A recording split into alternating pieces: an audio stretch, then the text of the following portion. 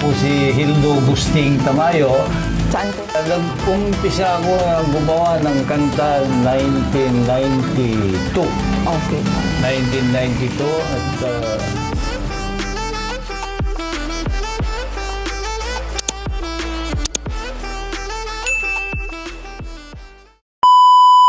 Hello mga idol! It's me again, Idol Rick Rakistan. Welcome for today's another episode ang Bida Vlog. Samahan niyo ako today dahil may kikilalanin tayong artist at singer-songwriter hindi lang nakilala dito sa ating probinsya kundi nakilala rin as Asia's most outstanding singer-songwriter and Asia's sentimental balladeer. Grabe no? Iba talaga ang galing ng mga Pangasinan artist. Excited ka na bang malaman kung sino ang tinutukoy ko? Tara, samahan niyo ako! Idol, heto na, kasama ko na ang nag-iisang Sir Efren Medina Jr., ang Asia's most outstanding singer-songwriter and Asia's sentimental balladeer. Yes. Hello po, Sir Efren. Magandang araw po sa ating lahat. Kamusta? IFM, I'm very happy nandito uli ako. You're back!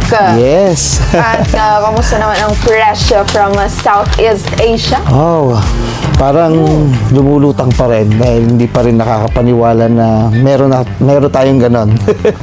Pero ngayon, i-interviewin ko kayo Yes. para malaman ng ating mga idol ang inyong mga naging experiences at inyong mga stories para malaman nila kung paano ba kayo naging isang most outstanding singer-songwriter sa ating probinsya at sa Southeast Asia. Ready na ba? Yes. Let's get it on. Number one question. Can you share some short background story kung paano kayo nag-umpisa? Paano nag-umpisa ang inyong karera sa musika? I still remember when I was sa kindergarten when Ilang taon niyo? Sarap lang. Huwag nyo nang tanungin kung anong taon yun. No?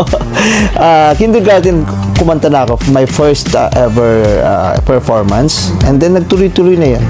Anong kinanta? Naalala niyo pa ba kung ano yung kinanta niyo noon? Ka-duet ko yung classmate ko noon. Nanay ko, tatay ko, nasaan si nanay? Di ko nakikita sa ating tahanan. Something like that. Medyo ano siya, classic mga idol. Bukod sa pagiging singer-songwriter, ano pa yung mga dati niyong nasalihang competition? Local man or national or international? Nung kabataan pa natin, amateurista tayo. Halos inikot ko tong mga radio stations dito sa Pangasinan dahil naging parang pag nananalo tayo, kung may premyo tayong naiuwi sa magulang. Ay, parang ganun. And my very significant contest na sinalihan ay yun pong tawag ng tanghalan. Anong year po yung tawag ng tanghalan? Yes, that was 2020. Finalist po kayo? Hanggang weekly finalist lang tayo. Yun lang ang kinaya. At least, di ba, nakatungtong sa TNT. Yes, opo, Showtime. opo. Anong pakiramdam nyo ngayon sa mga natanggap nyong award?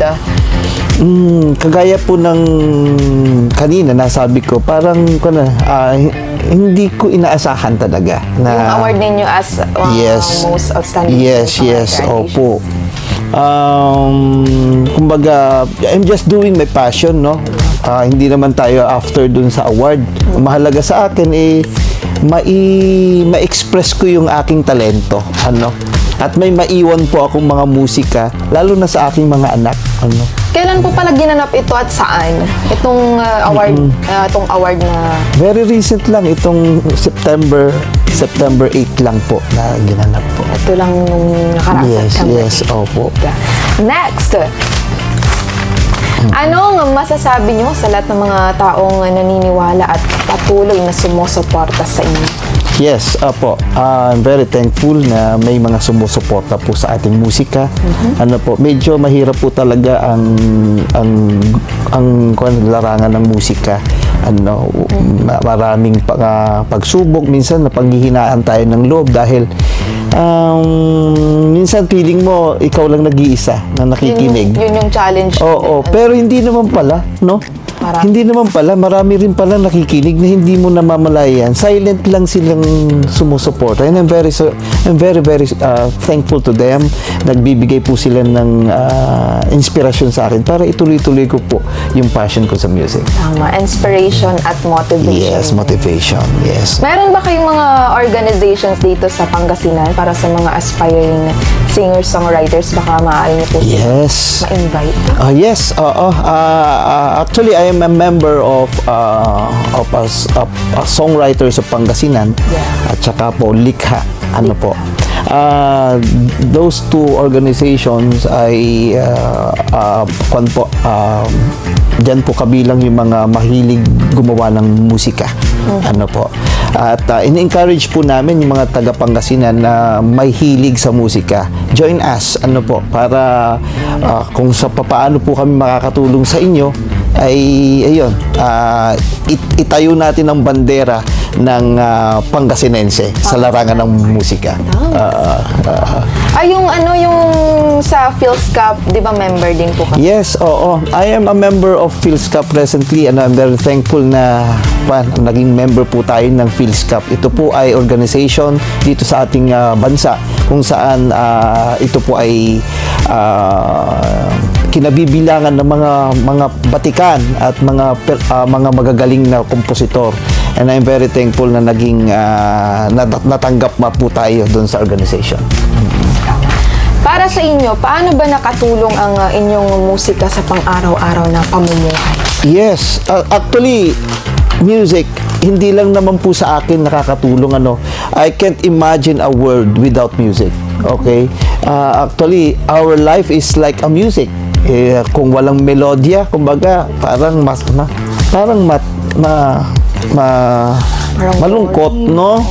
So pagka malungkot ka, makinig ka lang ng musika, parang gumagaan yung pakiramdam mo. So sa akin, sa part ko, it is a form of kumbaga nawawala yung stress reliever ko ang music. Pagkatapos sa work, sa hard work, pag uwi ko ng bahay, music is my stress reliever. Sana yung mga idol din natin, mapakinggan nyo yung mga kanta ni Sir Efren. Sana po. Kanino nyo po i-dedicate yung mga awards ninyo? Yes. Syempre, I would like to dedicate dun sa taas. Syempre, siya naman po ang nagbigay sa akin ng talento. Salamat sa Diyos. At syempre, sa pamilya ko na patuloy na naniniwala, sila ang mga fans ko, ang mga primary fans ko. Thank you sa aking mga mahal na anak, at saka sa aking mahal na asawa. Syempre, yung aking ina na laging pag nandyan po yung aking mga, kagaya po nito, nanonood sigurado ang aking mother. Hi, ma. Hello po. Yes, dedicate din ko ang aking mga songs at syempre yung aking natanggap na parangal sa aking fellow Pangasinense na sana po ay pagtulungan tayo, tangkilingin din po natin yung mga awit na kagaya ni Idol Rica. Ang galing pong kumanta niya. Ha? Ay, mag-heal me. Sabay ganun. Ay, Yes. nabalitaan ko meron kayong new song. Yes. Oo, thank Pwede you. niyo pong i-promote yun at yung mga upcoming gigs niyo, Yes. mga upcoming events para malaman ng mga idol natin. Po, kahapon, nung isang araw lang po, I just recently launched my new single entitled Ang Aking Kublihan. Ang aking Oo, this is an inspirational song. Sana magustuhan po ng ating mga fellow Pangasinense. Pakinggan niyo po at siyempre, sigurado, magugustuhan niyo po. And upcoming gigs, no? Yes. Opo, this December 3, kung matutuloy po yung eksaktong date na yan, we will be having a concert, no? A December. concert. This is a concert for a cause that will benefit po yung ating mga children with disability. Okay? Gaganapin po yan sa Season Auditorium kung matutuloy. Samahan niyo po kami dyan sa December 3. ito, last na po. Yes. Ano po ang mensahe nyo sa lahat ng mga nanonood sa vlog na ito? Yes. Once again, I would like to thank everyone, lalo na sa aking sa pamilya ko, tsaka sa mga kababayan ko. Sana po ay patuloy niyong tangkilikin yung mga local artists po natin dito sa Pangasinan. Totoo po na magagaling po yung mga artist po natin dito. Ano ho. At sana po ay ano ba, libre mo ko. Mamaya. Joke Akala lang. ko siya. At ano pala, si Sir Efren, para sa kaalaman po ng lahat, ay taga Malasiki. Yes, opo. Taga Malasiki, representative ng Malasiki, Pangasinan. Saan barangay po? Sa Malasiki? Secret. Secret wala, okay. Sige. Huwag na, secret lang daw. So ito, ang next na gagawin natin is meron tayong game. Oh, may game. Di ba kayo sa ating game? Siyempre, game tayo Okay, palagi. so ang challenge na ito ay tatuwagin natin Sing This Genre Challenge. Ready ka na ba, Sir Efren? Go, go, go! Okay, kahit acapella lang. ito. Yes, sige. Sing This Genre on OPM. OPM. Siyempre, nandyan yung favorite ko, si Ogie Alcacid, si Gary Valenciano, Martin Rivera. So, kakantahin ko na song is yung kinanta ng tatlo. Wow. Okay. Okay, siguro. Hindi ako naniniwala. Ito.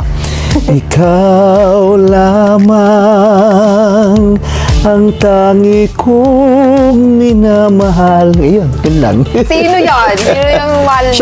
Siyempre, nag-iisa lang yan. Okay. Si Sarah. Ma'am hello. Sarah naman. Hello po. Ito. Sing This Genre R&B. Nako, R&B. Medyo parang outdated ako dyan, ha? Pero sige, sino ba yung mga R&B? Doon na lang sa ko, sa panahon namin. Sa mga Alam ko, R&B din si Stevie Wonder, eh. Di ba? I just called to say I love you. Yan, di ba? Yung mga kanta natin dati. Yes, R&B. Next, sing this genre, pop or slower. Wow, pop songs. Mga songs ni Kwanyan. Mga si Eric Clapton. Wonderful tonight. Ayan, Wonderful Tonight. Si Phil Collins. Sino pa ba? Ang nasa pop, si Michael Jackson. Siyempre, King of Pop yan, di ba? Sige, kantahin ko na lang yung It's late in the evening. Wonder what clothes to wear. Ayan, yan mga pop songs ng slow rock natin. Siyempre, ito pa ang kanilang last na genre. Yeah. Siyempre, yung genre nila, ballad. Yes, Balladeer. Yes. I would like to share with you na the song that yung winning song ko sa Tawag ng Tanghalan, yung kanta ni Nonoy Zuniga, no? I'll never say goodbye, no matter how they try to show me love won't last if we're prisoners caught in our past. Ayun po. 1 hour to actually. Ay, sige pa. Atay pa. Joke lang. Ayan, ang galing naman pumalak Yes. kayo. Pumalak pa kayo. Palakpakan naman dyan. Ayan, mga idol! Thank you so much po, Sir Efren. Napakahusay naman talaga ng ating mga Pangasinan artist. Kaya naman, idol, sana'y nag-enjoy kayo sa ating Bida Vlog episode na ito at patuloy kayong sumuporta para sa lahat ng mga local artists dito sa ating probinsya.